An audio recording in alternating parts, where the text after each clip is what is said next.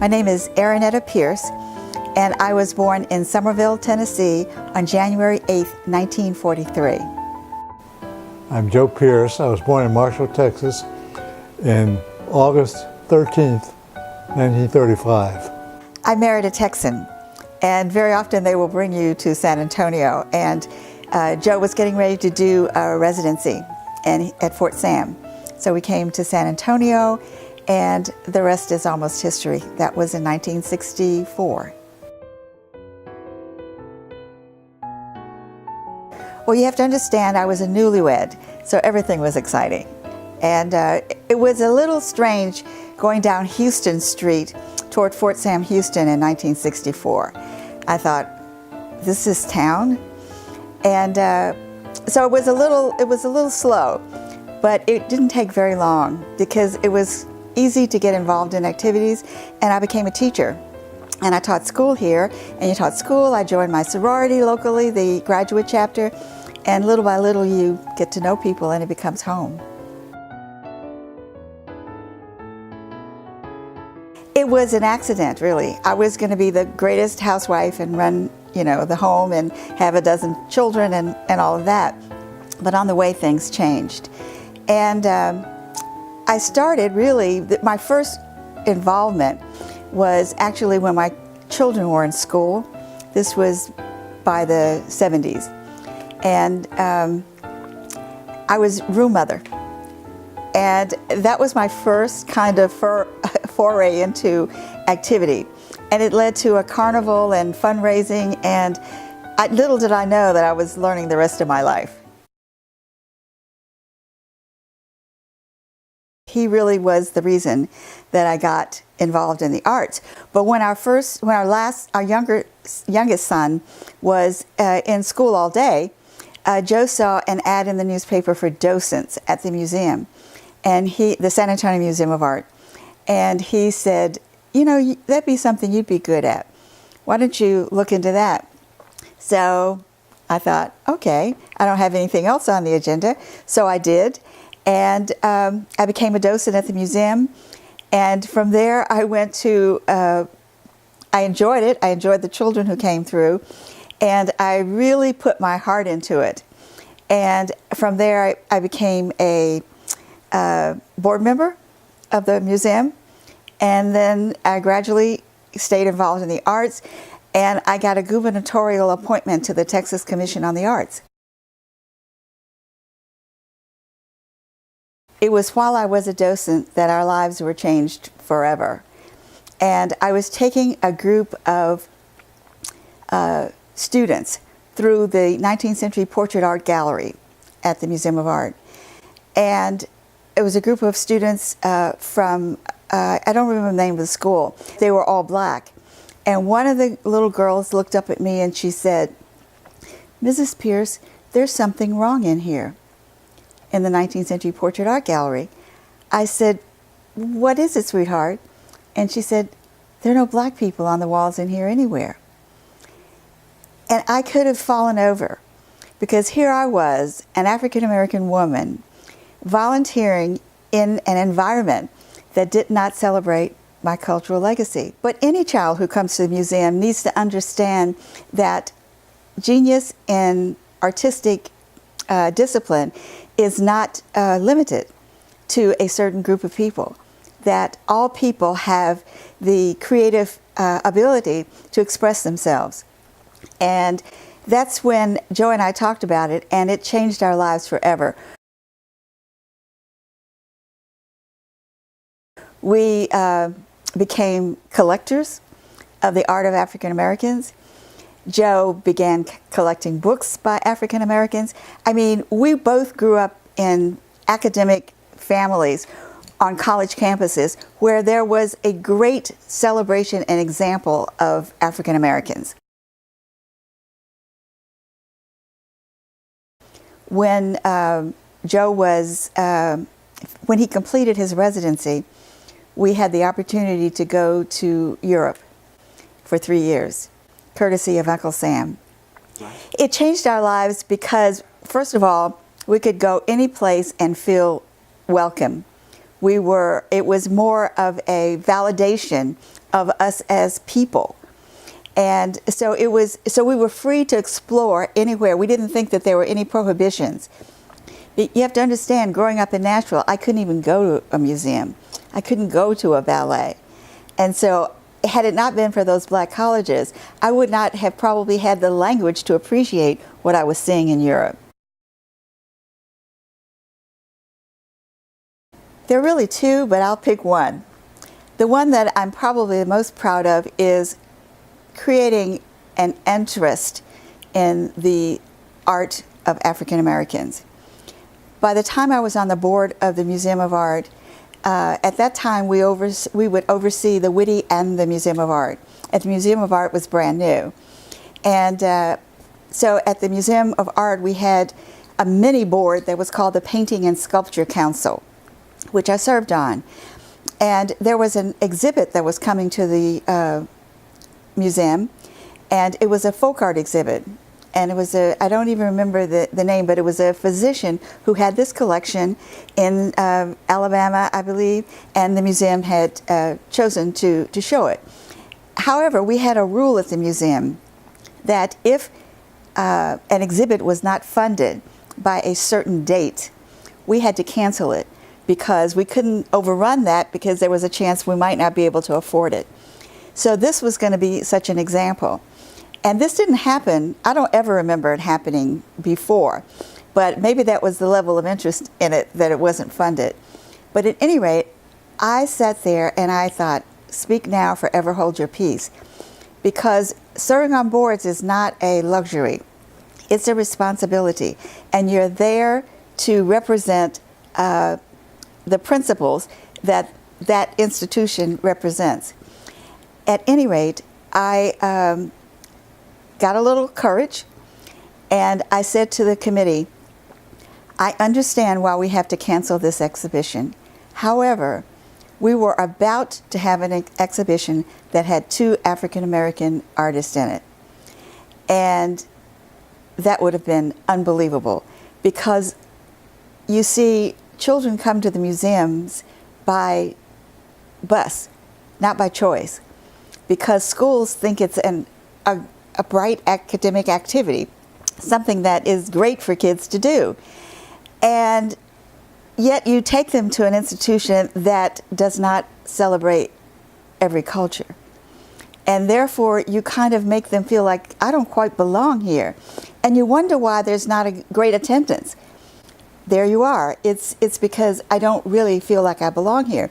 So I said to the committee that day, I said, we have to, I understand we're canceling this exhibition, but it would be so important for us to bring an exhibition of African American artists to San Antonio. And it was like, oh. And you know, I must say, there was not any exception or exasperation about the idea. It was like nobody thought of it. So after the meeting, a wonderful lady whose name is Betty Maddox, one of the towers is named for Betty, as well as auditoriums at colleges all over the city. She was a philanthropist and a lover of the arts and education.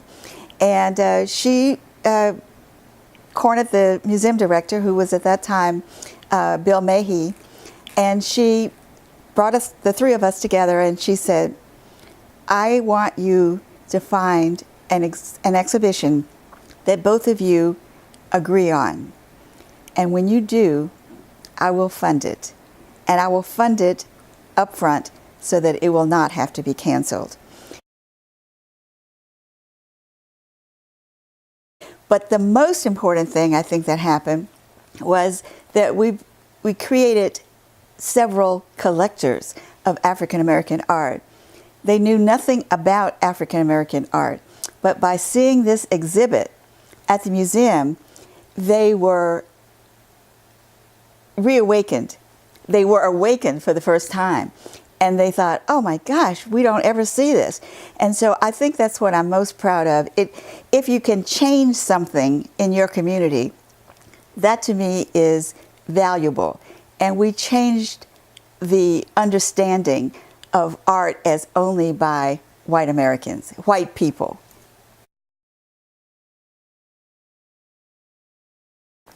I often say, well, I said recently at a lecture that I wish I had had the wisdom to ask my grandmother, who was a farm wife in West Tennessee, near where Alex Haley was, why or how or what inspired her to set my father on a path to education.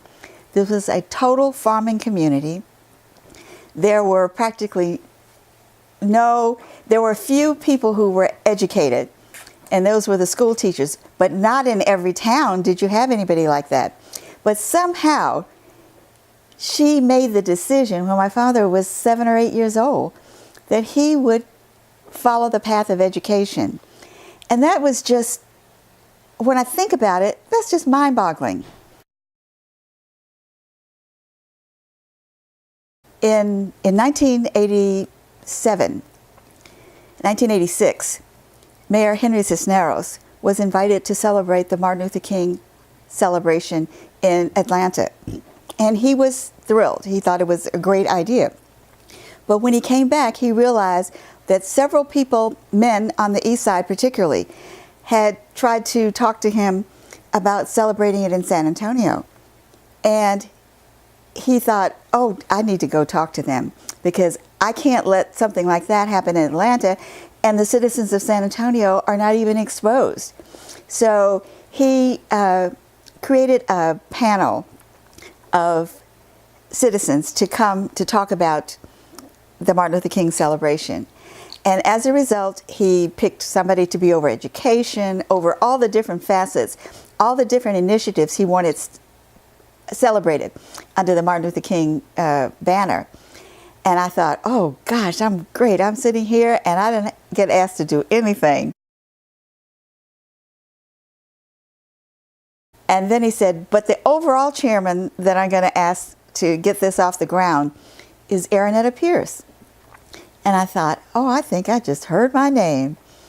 And I said, oh, I've got to go home and talk to my husband. I said, this is going to take a lot of time. And again, I was still going to be the best housewife and dinner on the stove every day. And at any rate, of course, my younger son said, Mom, you do things for so many groups. You've got to do this for Martin Luther King. He's the one who would eventually go to Martin Luther King's alma mater, Morehouse College. And so I did. I chaired the first commission of the Martin Luther King celebration. And that first year, and I can show you pictures, we brought Rosa Parks to San Antonio, and the Via Bus Company resurrected an old bus. And at the head of the march, we had senior citizens ride in the bus with Rosa Parks at the beginning of the march. I went to church after church after church and told the community, we can't let Rosa be there alone. And so that very first year, when we celebrated this Martin Luther King holiday, we had about 30,000 in our march. And he asked me to chair a blue ribbon committee for the city to determine what role government should play in the arts. And so we set out to do that. I had a great committee. Betty Maddox, who had helped me with this first exhibit, was on the committee. And John Leeper and people from all walks of life were on the committee. And so we had hearings in every art discipline to hear what the challenges were for people with dance, for people with theater, all of them. And we would have hearings. And then we knew this had to go before City Hall, so we had hearings in every council district with the councilman there to hear what his constituency was saying about the arts. What we really wanted and what we finally did achieve was to have the government, city government, give more money to the art and more respect to the arts. And it was almost, it put the arts on a playing field with other important issues in the community. when it was time to make our presentation towards City Hall, Joe and I had an advantage. Maya was visiting us, Maya Angelou, and she went with us to City Hall. And of course, the mayor had her come down and recite one of her poems. I think it was "And Still I Rise." And the department rose. We created the Department of Arts and Culture for the city of San Antonio, which is still in effect, and hired the first, they called him Art Czar. I was a majorette at Tennessee State University, and let me just throw in right here that we marched in the inaugural parade of John F. Kennedy. So that was something that I kind of like to remember. But Joe came to watch us practice, and I will have to say that Joe was a student, and a medical student at Meharry Medical College, and he was a senior. I was a sophomore in college, and I was 18 years old as a sophomore. And so I thought, oh gosh, he's cute, but my dad will never let me go out with him because he's too old. And so then there's more to the story. Why don't you pick it up from there?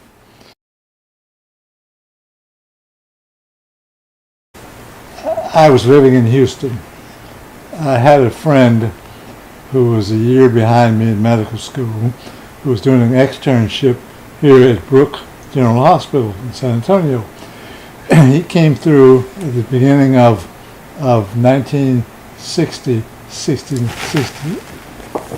61 session. He came through Houston and picked me up to go back to Nashville. That night we went out to a restaurant for dinner, and I saw her in the restaurant with a friend, or friends, I don't remember.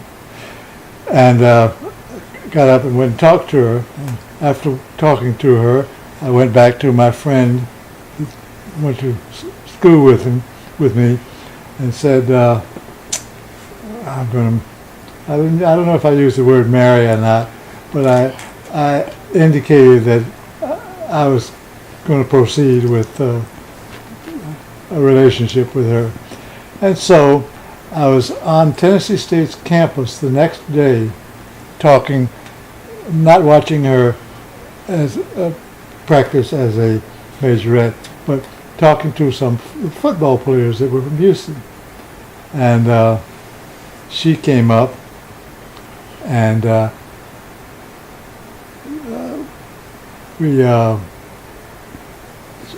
she was with one of her majorette friends, and I was in my roommate's car, and so I gave them a ride back to her house, which was a good ways from campus.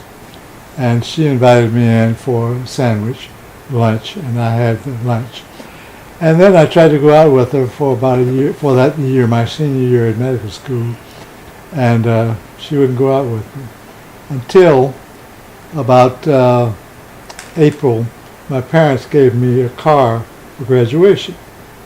And I was again on the Tennessee State campus talking to some friends who were football players, and she came up to me and asked if her sorority could entice me to use my car in a parade that they wanted to exhibit someone in the parade. I don't know who she was.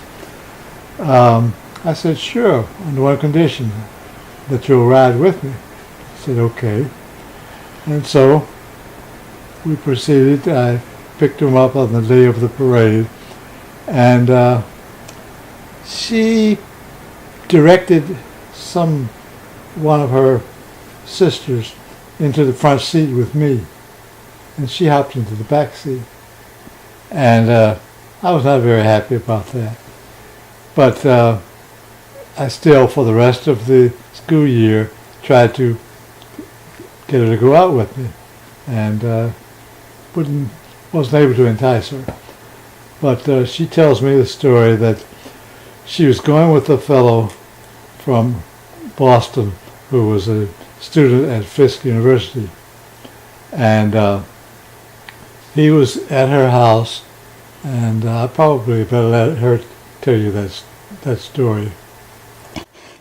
Well, he was looking at. We were just sitting at the table in the family room, and there was a telephone directory turned to a page that was kind of over on the bar nearby, and Joe's name was in there. So he said, "Why do you have his name in your book?" I said, "He's a friend." So he says, "Well, I don't want you to see him because of 3 reasons. He goes to Meharry, he's an Alpha, which is a different fraternity than his, and he has a car." And I thought, that's not bad. So it was the end of the year, and he went home, and I accepted a date. But I also, one of my dearest friends in the world, this is what comes from having a good academic community relationship, but one of my friends' families had lived in Atlanta when Joe's family was there, and they all lived in a little area near all the colleges were close together. The Atlanta system, they call it. And her parents knew Joe's parents. So they were able to tell my parents that, he really comes from a good family. And they're good people. And even though he's a little older, he's not married, he's never been married, and all those things. So my parents kind of thought, here's a young man, he's going to be a doctor, and all of these things, and he's about to graduate. So the next thing I know, they had arranged a luncheon for when his parents came for his graduation, and things kind of went down great after that. I invested in the Spurs in 1974. They came here in 73, and then in 74 they came here as a loaner to see if the option to buy, and in 74 they decided to buy. So I invested in the Spurs and was an investor for the next 14 years until Red McCombs bought most of us out when he bought the team. We enjoyed that tremendously. I had 4 season tickets. We had a lot to do, I think, with David Robinson signing with the Spurs, because he had an option. Well, he had to go into the Navy for 2 years after we drafted him. And he could have refused to sign with us and have gone back into the pot and been drafted by someone else. But he came here, and I played, a lot of us played golf with him. Aaronetta gave a tea, I guess you'd call it, for his mother and some of the other wives. And our son that just passed by, our son gave took his younger brother, David's young brother, to the movies and to a football game. And I think we had a lot to do with impressing the entire family. So much so that my youngest son, one that's living with us now, was in David's wedding. The best investment I had ever made, and the worst. It was the best because I made a lot of money compared to what I had in it. And it was the worst because it is appreciated so much more in value now. I think it's our sons. I was going to say that too. They are they're good people. They had a good example, and they just have brought us a lot of joy. Our oldest son is married, our younger son is not, and we have 3 beautiful grandchildren. Well, yeah. And we have a college freshman, and that's a picture of our boys in our other home on the end there. And they, went through all their grades of school, and they weren't always perfect, but they were close. But they were a joy, and they have made us so proud.